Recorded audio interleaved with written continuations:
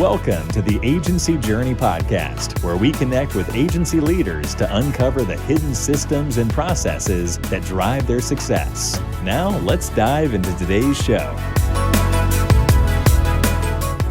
All right, welcome back to another episode of Agency Journey. This is Gray McKenzie. This week, I've got the pleasure of bringing on Justin Christianson, who's the co-founder. He's the president at Conversion Fanatics, which I think, Justin, you guys are the first 100% CRO. I'm going to feel bad if I mess this up 220 episodes in, but I think you're the first CRO with kind of exclusive or primarily focused agency that we've had on the podcast. So welcome aboard. Very, very cool. And I'm happy to be here. Thanks for having me. When you started Conversion Fanatics, maybe we should probably get a little bit of the backstory here. You said you've been in marketing for quite a while. This is year 21. So 21 years ago, CRO wasn't, I'm sure that stood for something else, but it wasn't either conversion rate optimization or chief revenue officer at that point. Probably. No, there was very few acronyms. There was, nobody knew what a conversion rate was at that point for him. We did. So it was straight out of a page I started digital. I basically started in network marketing. So bumping into people and trying to get them to buy my potions and lotions, and quickly figured out that I wasn't very good at that. And found internet marketing and lead gen, be like, well, what is this lead gen stuff? So I figured out how to generate leads online. It was before AdWords was even a thing, way back when. So we just, created basic landing pages, kind of went the info affiliate route, became the number one affiliate for a company that I eventually became partners on. We grew it like 500% the first year, topped out at close to 10 million in revenue. Sold it back to them, my partners, like 11 years ago. Now kind of went into private consultancy from there, and then just spiraled into what's, partnered up with my longtime friend and spiraled into what's now Conversion Fanatics. But I've been doing optimization for myself forever, like just, literally splitting the AdWords campaign into two separate landing pages because there's no software to do it, or creating two different pages and then, running separate campaigns to it. And, there was just all sorts of things. But I quickly got fascinated with what makes people tick in the psychology of a conversion, or, psychology of a desired action that you want taken. And really, what do you mean I can change a button and I can get 15% more people to do what it is that I want them to do on the page? And that's kind of what evolved into, Conversion Fanatics. And really, everybody was preaching traffic, and you just need more eyeballs on it, when the other side of it is conversions. And it's not the sexy, fun topic that, the latest Facebook ads hack is, but, it's necessary. You can't have one without the other. And so many people weren't talking about it, at least at the level that needed to be talked about it. So I've been preaching the same thing for a lot of years. So at that point, after making the sale and then starting this up, were you trying to build an agency? No. So I basically went into private consulting. Yeah. I was lost, essentially. It's like, I'm good at stuff. I got out of that relationship. Things weren't going well at that time. I got out of there, had a few kind of ideas fall flat, failures in business, who would have thought? But then a friend of mine just kind of revived my confidence, and I started a private consultancy, basically setting up sales promotion campaigns and building landing pages, doing some basic split testing, running email, just kind of being a jack of all trades, CMO kind of executor that I was really good at. And I took on 9 or 10 clients at a time at that time, with just me and an outsourced designer, is essentially what had happened. And I had no intentions of starting an agency. And in fact, Conversion Fanatics didn't even start as that. It was my longtime friend, Manish, who's my now business partner. He had a team and was kind of doing the same thing as we were. Like we were talking off air, is he's just an absolute just wizard when it comes to systems and processes. So he's all about, let's just offload that to somebody that's can focus on it and not be the jack of all trades. And I'm the opposite. I'm like, if it's going to be done right, it's going to be done by me. So we kind of partnered up and said, well, nobody's teaching this stuff, so let's use our info backgrounds and let's teach optimization.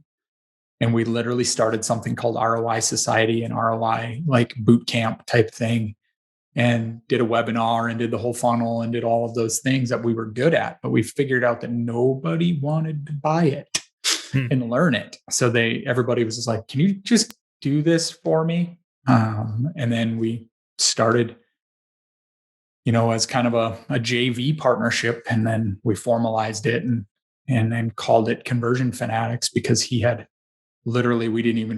had the name and he didn't even know it. He actually sponsored an event, built a one-page website, had his designer at the time mock up a logo, which is our logo still to this day.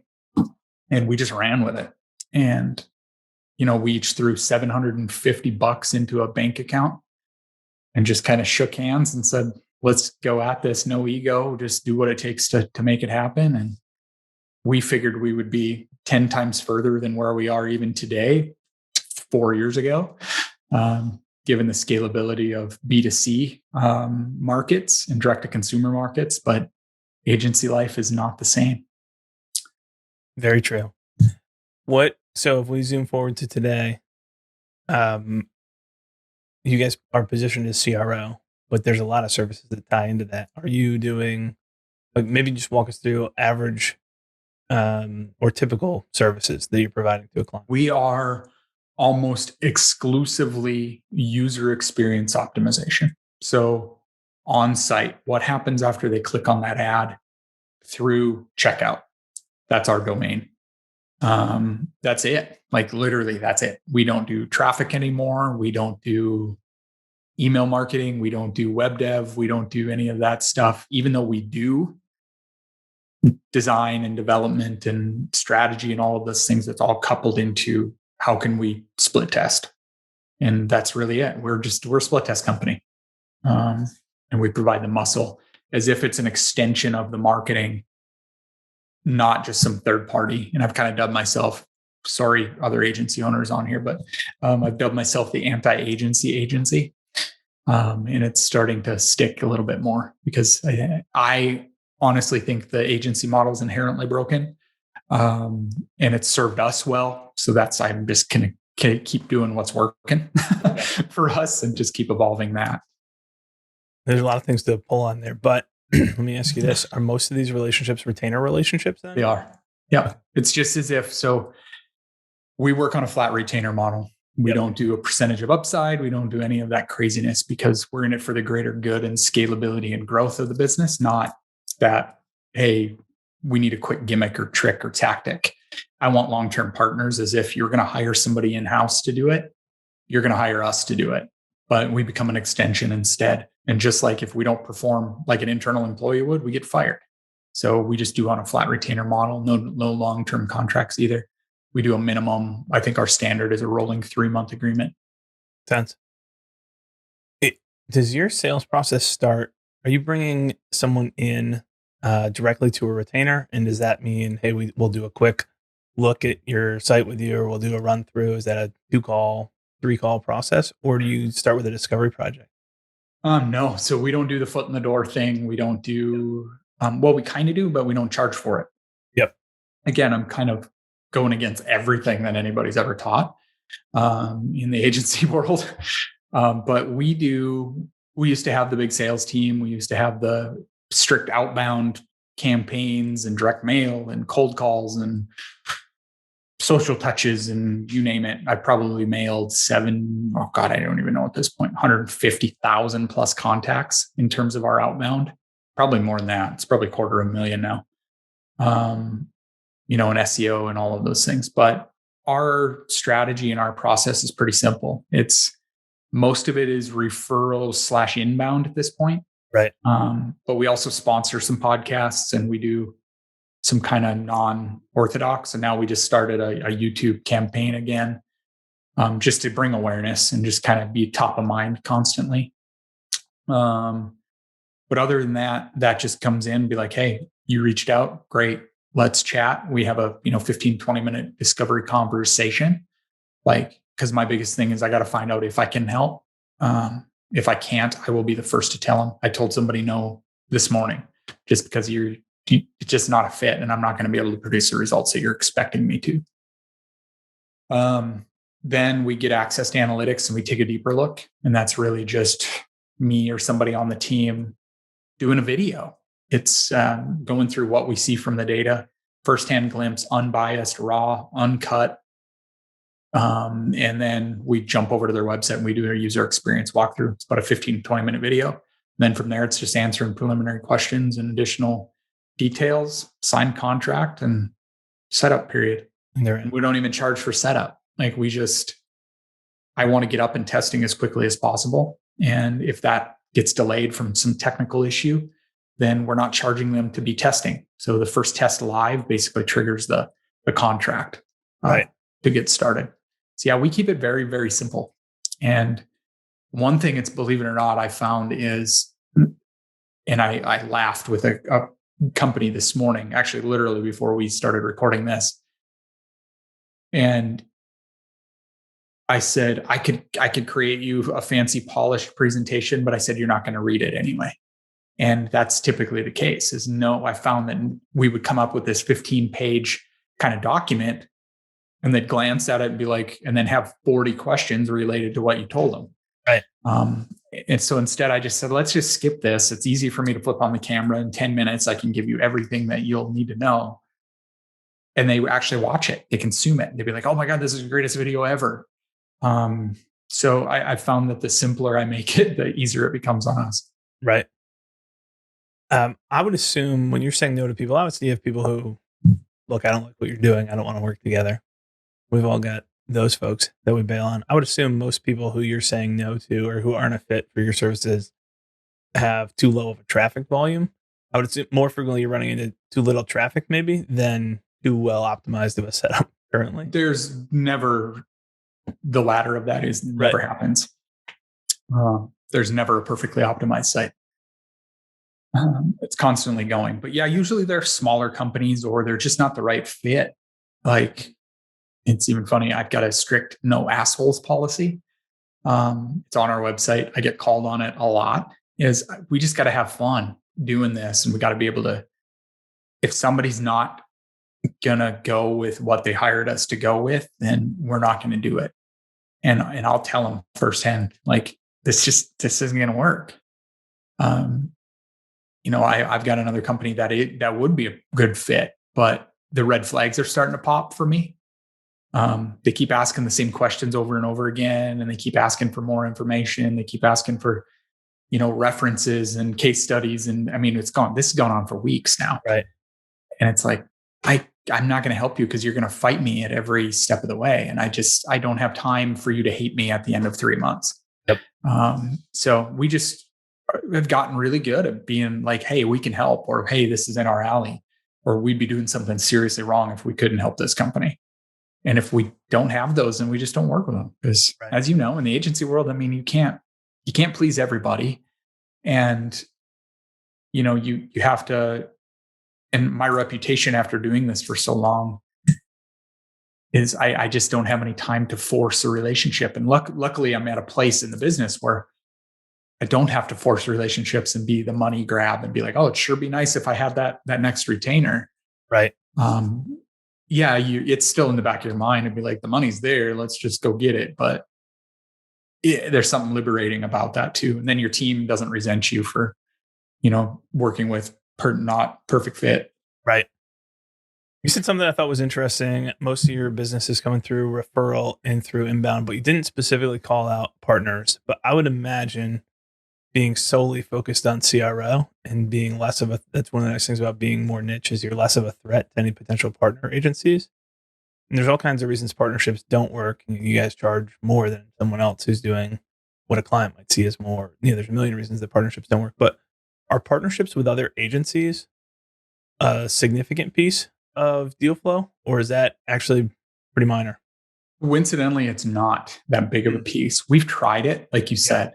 Be like, hey, you're an influencer agency, or hey, you're a Facebook ad agency, or an SEO agency, or whatever. And they talk a good game. But when it comes down to brass tacks, it just doesn't happen. And it's kind of weird because it's kind of like you scratch my back, I scratch yours. But I know 700 Facebook ad agencies. And it's like, oh, just send us your leads and stuff. And it's like, I've only got a few that I trust, but at the same time, it's not always the right fit. And whereas we're pretty siloed again, so it's hard to scratch the other person's back. So for me, it doesn't really work, but we do get kickback from like consulting agencies. We do get kicks over from, Facebook and email agencies from time to time. Yep. But for the most part, it's mostly chatter, like in the Shopify forums and, in the other e-commerce worlds and all of these other things, our name gets brought up a lot.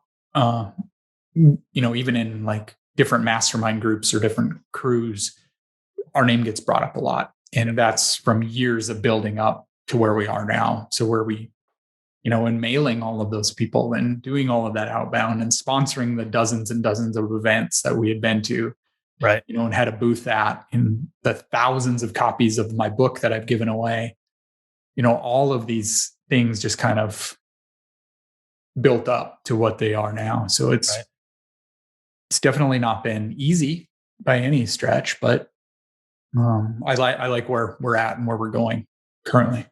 You mentioned the book Conversion Fanatic. You wrote it in 15? It was published late 2015. So September or October, I think, of 2015. Can you tell me a little bit about the experience of writing it, kind of what you were hoping for and what the results of that have been?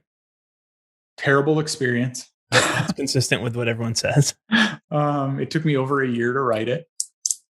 It's only 150 pages. But I wanted to write a book that wasn't fluff. That wasn't just because you read any personal development or any other type of book and it's 3 golden nuggets and 600 pages. It's just fluff. So I wrote it with everybody in mind. And I wanted to write it so it was timeless and that I didn't need to do a revised version, that you could still glean some insights from it years later, just like I had pulled ideas and strategies and concepts from 10 years prior to me writing it. They're timeless. Marketing hasn't changed in lifetime. It's just the mediums change and the methods and the technology changes. So it's still people, it's still psychology. So I wrote it in that sense, but it was painful. It was absolutely painful. I vomited probably 250 pages onto a sheet, and luckily for editors to make it readable. I still find a couple typos here and there in it once I flip it open. But in terms of the benefit of it, greatest business card on it ever. I was lucky that it became a bestseller at the time. It still sells to this day. I've given away more copies than I've sold, just because it's a great business card. It's literally little over $2 to print one. I've gotten speaking engagements from it where I've flown out to speak to entire executive boards for a 4-hour training on a paid deal, just because my book was sitting on the CEO's shelf. It's been passed around Fortune 500 company marketing departments. It's been, it's gotten me other speaking and trainings and, countless clients that I can't even think about. But would I ever write another one? No way in hell. That's awesome. I love that you got it built out. I think and so where's the best place to get Conversion Fanatic, the book? Is it just Amazon? Amazon? Yeah. I think it's free on Kindle if you're a Prime member. And then I don't know, there's even used copies floating around, but I don't even know what it's priced at, $10 maybe. Yep. Makes sense. I would be remiss if I had Mr. CRO on, the Conversion Fanatic himself, and I didn't ask about the Conversion Fanatics site. So I go to the homepage, scroll. Yeah. You've got a consistent single call to action, free proposal. I'm sure you've tested this. This reminds me a little bit of, I think Jonathan Dane at Client Boost was one of the first people I saw. It's where we stole the idea from. Okay, awesome. And we talked a little bit about it when he was on the podcast, but then your kind of proposal page, you're digging into what are people actually looking for, and you've got some questions to qualify. Yep. Maybe. So I'd love to hear anything that you're willing to share around thinking behind it, results from that and the workflow? And then does that lead to, I'm assuming if I finish this up, this would lead me to a 15, 20-minute discovery call as a Yep. It actually doesn't even have I don't even think we have a calendar on the back end of that. Okay. It literally, it kicks them out an email, like a welcome, canned thank you email. And then it kicks over to us to then kick it into the sales process or our team. Right. But in terms of the website, that's about our 7th or 8th website in 8 years. I used to revise that website about every other day. Like it seemed like I was creating something different constantly. And then a couple years ago, we haven't touched it in a couple years other than team and maybe adding a couple logos here and there. But we still test and manipulate stuff, and we got some secondary landing pages and such. But if it isn't broke, don't fix it on this particular side, on our main site. But we did that we had the free analysis, free audit. We had the free book. We had a bunch of different bribes and different things. But free proposal actually doubled our conversion rate. Wow. To people reaching out. And we just used Lead-Formly, the app, to do that actual proposal page. And we've tested a bunch of stuff on those actual action pages, and very simple in the number of questions we ask. And we're constantly kind of tweaking that.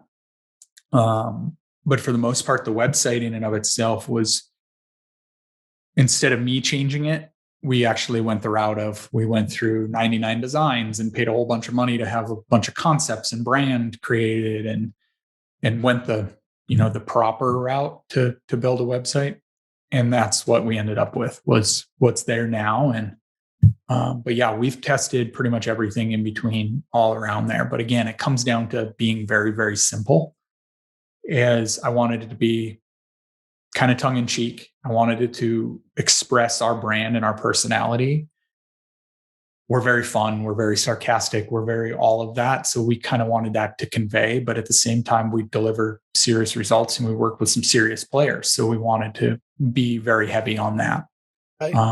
Education is a small piece of it, because CRO, it's kind of a boring topic and most people don't truly understand it at this point. So it's educating them on some of the key benefits of it and being very benefit focused. And then again, that singular call to action. We don't have anything outside of get your proposal. It's not opt in for a free ebook. It's like you're here to do this or not. And we got a lot of lurkers, but it is what it is. Right. Makes sense. And then I'm assuming off the proposal side, obviously you can retarget people who don't wind up converting. We do. And we don't at the same time, because I'm so simple, and like literally I've gotten, I don't know, call me the grumpy old man in the industry for having done this so long, and so much automation and so much junk that I see as people just try so hard to over automate and add all these complexities to it. We use a very simple CRM. We use a very simple autoresponder. Leads are kicked over into Slack. Then they're manually added into the CRM. It's not even anything crazy, because the more stuff, and I see it too often with clients, is the more stuff they try to add an app for or do something, the more stuff breaks. So I just keep it as simple as possible. Like, here's what we're going to do. Here's who we are. Take it or leave it. And I think that attitude has served us well. In that, hey, we're no fluff. This is it. I'm not going to try to sugarcoat any of it. And I've taken that stance, and I've leaned more into it, I guess, probably in the last year or so. And it's proved us well. I mean, we see triple digit growth pretty much every year. That's awesome. One thing you'd mentioned to me was the anti-agency, but you love agency life so much, you just can't get away from it. You want to experiment with. Well, you mentioned you've had a lot of success on the recruiting side, and are building out a services-based business around that side. What is that? What prompted you to say we're going to take the leap from, hey, we've gone through the bumps and bruises and figured a bunch of stuff out. Now still bumps and bruises. But we've basically realized that our market is limited in Conversion Fanatics world. It's hard to scale an agency of this stature. not everybody needs it, or not everybody wants it, but everybody needs it type situation. So it limits. We're not going to be the 500 client agency. We're not going to grow to the big enterprise level. We've got a lot of clients, and I'm very fortunate for that. But that next tier is just, it's going to be a lot. It's going to be a lot of work. So we just, during that, because agencies are very people heavy, we'd gotten really good at hiring people, particularly entry level people that have the gut, that can be trained and molded into what you need them to be an A player. We use top grading as our kind of philosophy to hiring, and finding the right fit for roles and responsibilities. But we figured out we're really good at, because we tested it. It's really just comes down to, we tested what ads worked, what headlines worked, what you call a position and how it works in the ads, and basically doing it better. And then we figured out how to do test tasks and certain level and ask the right questions to basically disqualify themselves from a situation and find really good quality candidates that are a good culture fit, that are, fit that. And our interview process and questions there, kind of prelim stuff, really helps that too. So we're dabbling with actually launching it as a service. We're in a beta kind of solution right now. We're in the process of placing a creative head of UX for one large agency off the East Coast, and then going to get them a developer after that. And then I think they got 6 or 7 more positions that they want to fill. But we just got them 2 interviews scheduled for next week out of 120 some odd candidates. I think we narrowed it down, but we've gotten really good about focusing on that. We don't want to be, C-level.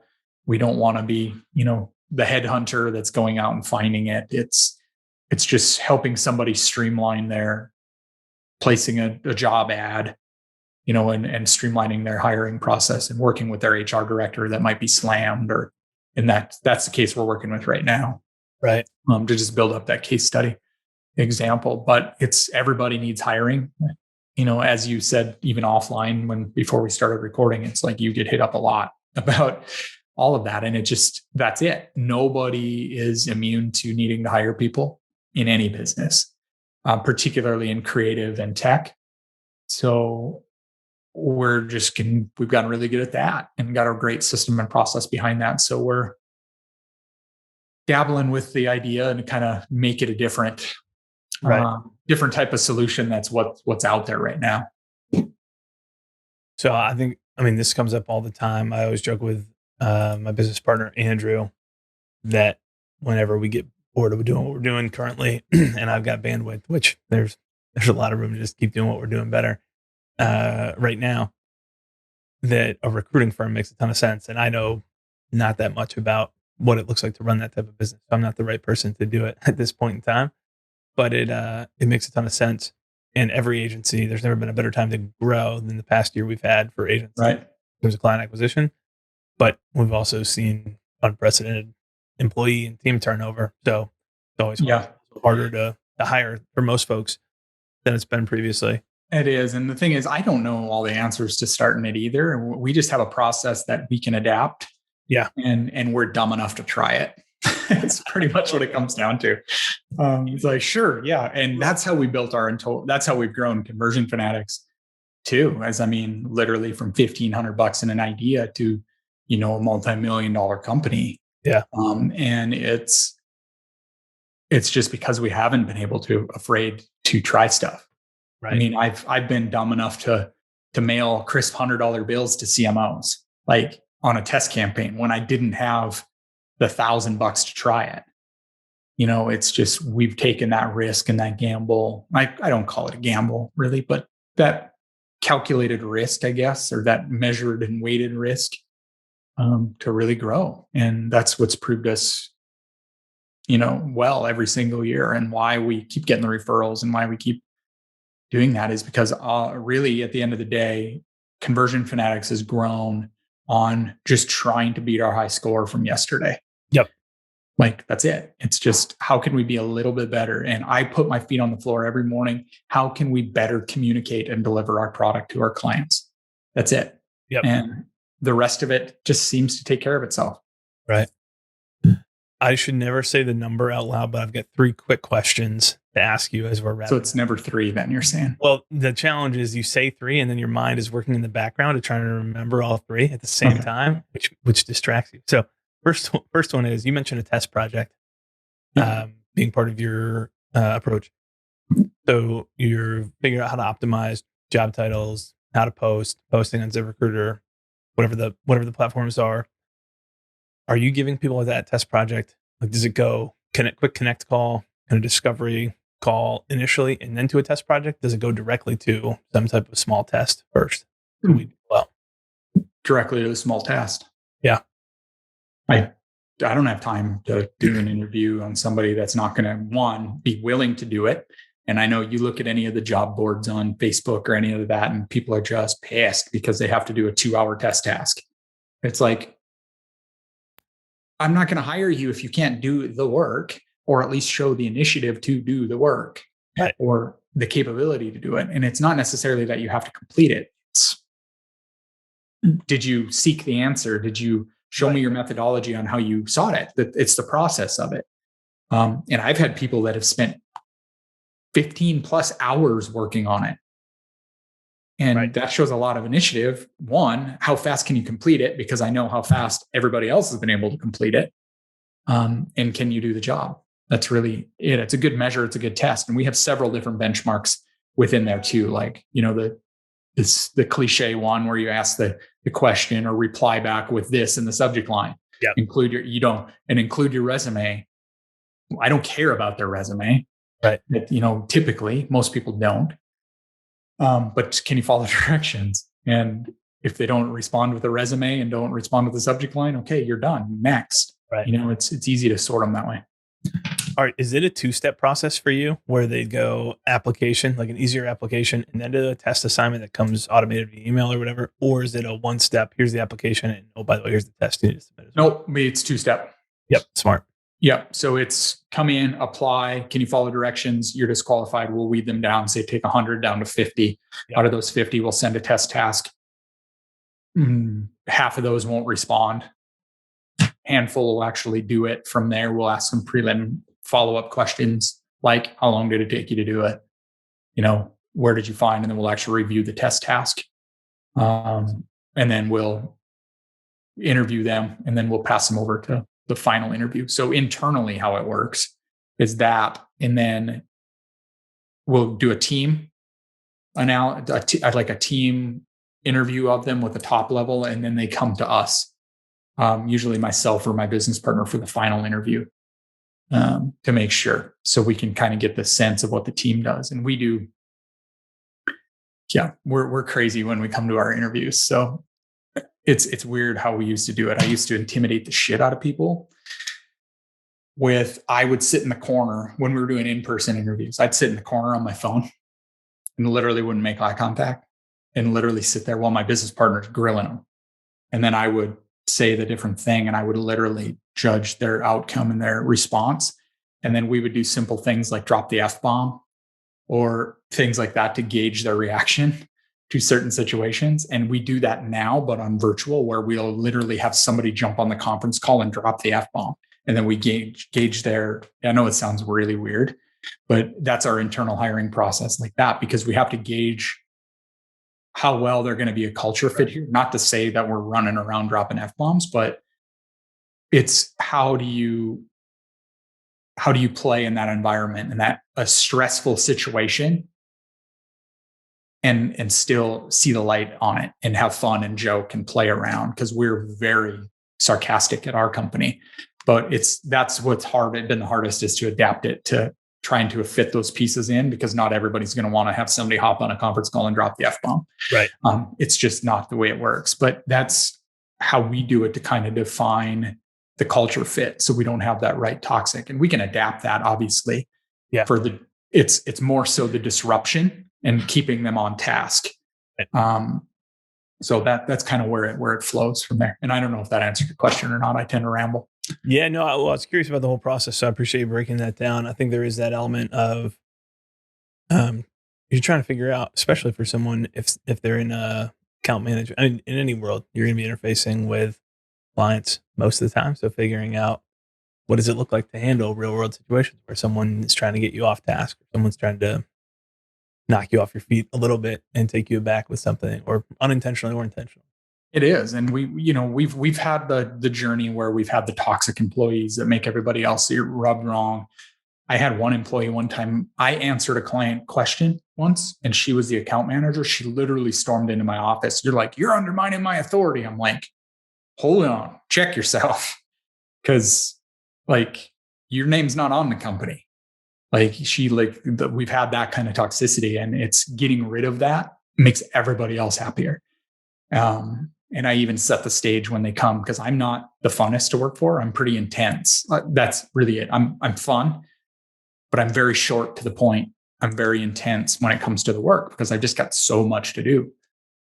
And I preface that with everybody. I'm like, don't take it personally. I'm not after you. And I make sure everybody knows that coming in. So when I am short with them, they're not like, oh my God, Justin hates me. And, the world's crashing down, and, they get so stressed out that they quit. But it's not in a high stress situation. You got to find light in it. For sure. Makes sense. Well, awesome. Well, Justin, I appreciate you being willing to come on and share, walk us through your story, stuff that you learned, hiring process. Obviously the website we've mentioned a couple times here, ConversionFanatics.com. We'll make sure that's in the show notes. Is there anywhere else? Do you want to point people to the recruiting site? Is there anywhere else you'd want to point people here to learn more? Yeah, we don't even have a recruiting site up yet.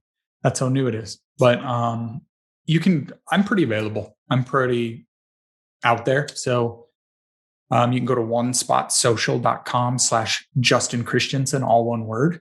And that will give you a YouTube channel. It'll give you all my social channels. And hell, I think my phone number is up there. Awesome. If you really want, but my email, everything. If you have questions, anybody needs anything, wants clarification on something, just email me.